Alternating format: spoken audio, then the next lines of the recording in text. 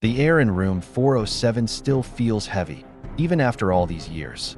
That's because a final message, scrawled in desperation by the last guest, still lingers. Every cryptic word whispers of an unsettling truth, a horrifying reason behind the motel's dark history of disappearances. Step into room 407 with me as we meticulously examine this chilling message and finally uncover the sinister secrets it holds. The story of the Old Elm Motel doesn't begin with room 407, but it most certainly ends there. Nestled off a forgotten stretch of highway, the motel was once a beacon for weary travelers, a symbol of post-war optimism built in 1948. Its neon sign, a cheerful green elm tree, promised a clean bed and a quiet night's rest. For its first decade, it delivered on that promise, becoming a regular stop for families on vacation and salesmen crisscrossing the state. But as the 1960s dawned, a shadow began to fall over the establishment, a shadow that seemed to emanate from a single, unassuming door on the second floor.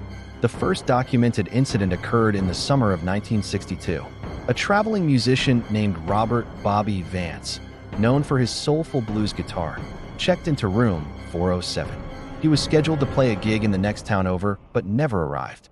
His car remained in the motel parking lot, his guitar case left open on the luggage rack in his room, but Bobby Vance himself was gone.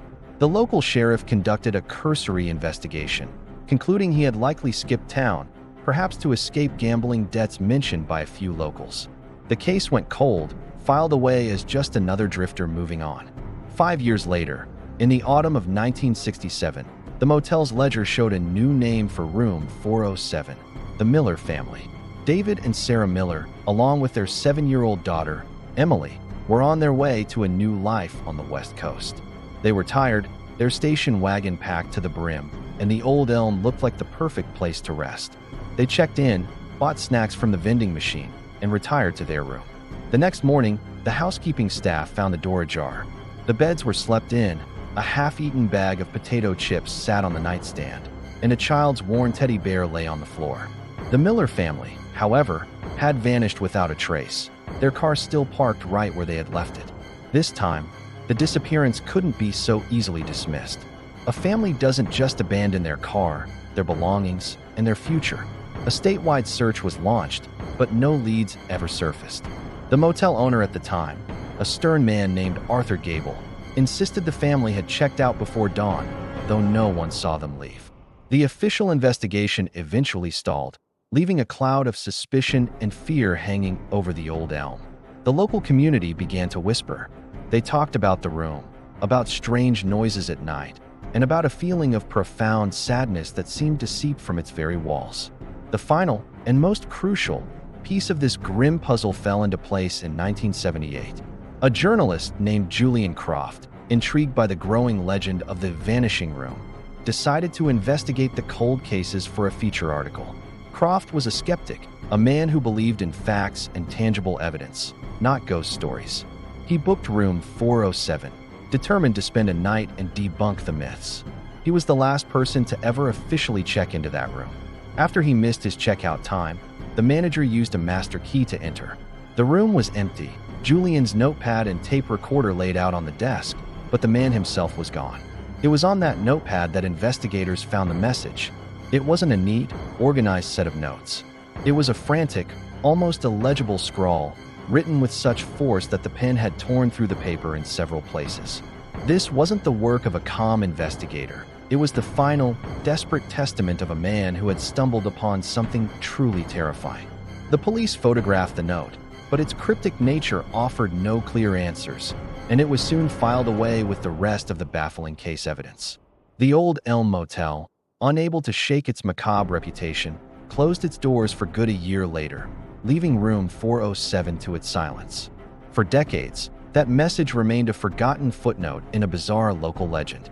But we have obtained a copy of that police photograph, and now, for the first time, we will connect its haunting words to the disappearances that plagued this forsaken place. Croft's message wasn't just a random series of ramblings. It was a key, a Rosetta Stone for the tragedy of room 407. We must analyze every word, every scratch on the paper, to understand what he discovered in his final hours. The first line of the message is chilling in its simplicity. the music never stops. At first glance, it seems nonsensical. But let's connect this to the very first disappearance. Bobby Vance, the blues musician. Local legend, often dismissed by authorities, held that for weeks after Vance vanished, guests in adjacent rooms would complain about the faint sound of a guitar playing from the empty room 407.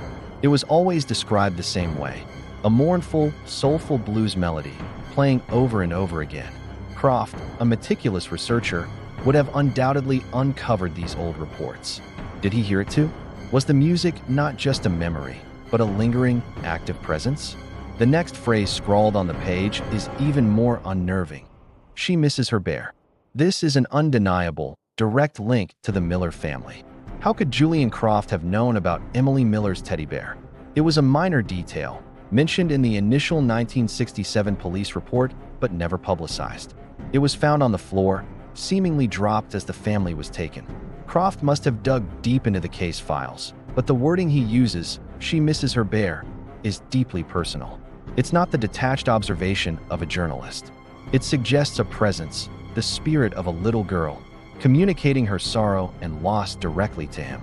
The room wasn't just haunted, it was a vessel for the grief of those who had been lost within it. The message continues, growing more fragmented and desperate. Not a room, a door. It opens when you listen. This is the conceptual leap that likely sealed Croft's fate. He realized he wasn't just in a physical space. The previous disappearances weren't random kidnappings or departures. Room 407 was something else entirely, a conduit, a gateway. What did he mean by "it opens when you listen"? Was he referring to the music? Or was it about listening to the whispers of the past, to the echoes of sorrow from the spirits trapped there? Perhaps by empathizing, by truly hearing their pain, he inadvertently triggered the room's sinister mechanism. The final words on the page are almost unreadable, written in a spidery, panicked hand. They don't leave. They become part of the song.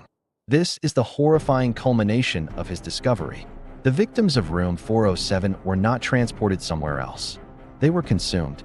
Their essence, their energy, their very souls were absorbed into the fabric of the place. Bobby Vance's music, Emily Miller's sorrow, they weren't just echoes. They were the building blocks of the room's power. This song is the perpetual loop of tragedy, and with each new victim, another instrument is added to its ghastly orchestra. Julian Croft wasn't just observing the phenomenon. He was in the process of becoming the next verse. Exploring the history of the old Elm Motel reveals a disturbing lack of concrete testimony. In the wake of each disappearance, the staff and other guests offered frustratingly little. During the 1962 investigation into Bobby Vance's vanishing, the night manager simply stated Vance was a quiet man who kept to himself. No one reported any struggle, no strange visitors, no unusual sounds beyond the oft-dismissed claims of faint music. It was as if the man had simply evaporated from existence, and the official record reflects this baffling absence of evidence. When the Miller family disappeared, the wall of silence was even more pronounced. The family in the adjacent room, questioned by police, claimed they heard nothing all night. No arguments, no television, not even the sound of a child crying. They described the night as unusually quiet. This lack of eyewitness accounts is, in itself, a clue. It suggests that whatever happens in room 407 does so in a way that is undetectable to the outside world. The horror is contained, personal, and absolute for those inside. The silence of the witnesses isn't a sign that nothing happened. It's a testament to the supernatural stealth of the phenomenon. Local legends, however, filled the vacuum left by official reports. Old-timers who grew up in the area spoke of the land the motel was built on. They claimed it was a place of sorrow long before the first concrete slab was poured. Some stories mentioned it was an ancient, forgotten burial ground, while others spoke of a heartbroken pioneer woman who lost her family on that very spot in the 19th century and whose despair soaked into the soil itself. These were tales told around campfires, dismissed as folklore by the authorities, but they provided a chilling backstory that seemed to foreshadow the motel's dark future. Unofficial investigations were few and far between, mostly consisting of amateur paranormal enthusiasts who would sneak onto the property after it closed down. Their findings were largely anecdotal. EVP recordings filled with static, blurry photographs of orbs, and personal accounts of feeling watched or experiencing sudden, inexplicable drops in temperature, particularly near the second-floor windows of room 407. While easy to dismiss, the consistency of these reports from different groups over many years is noteworthy. They all pointed to the same epicenter of activity, the same cold spot of dread, that one single room.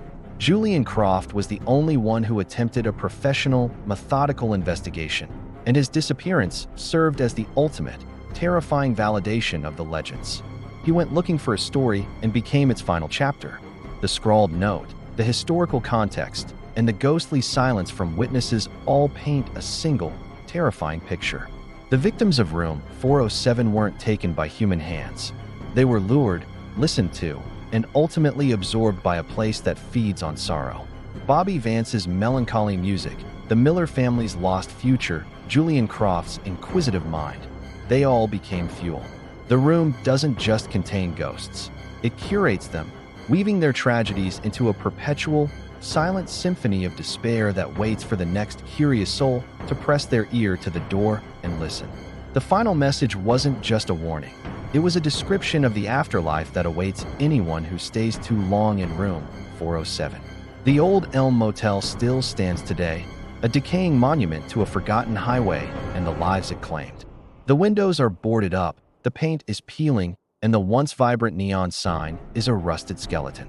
But the energy, the heavy, sorrowful presence in room 407 remains.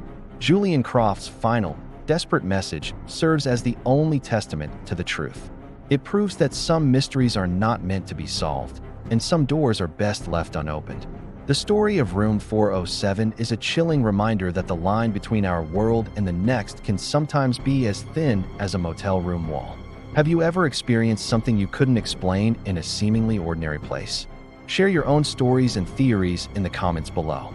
And if you find yourself drawn to tales of the unexplained, make sure to subscribe and hit the notification bell so you don't miss our next descent into the unknown.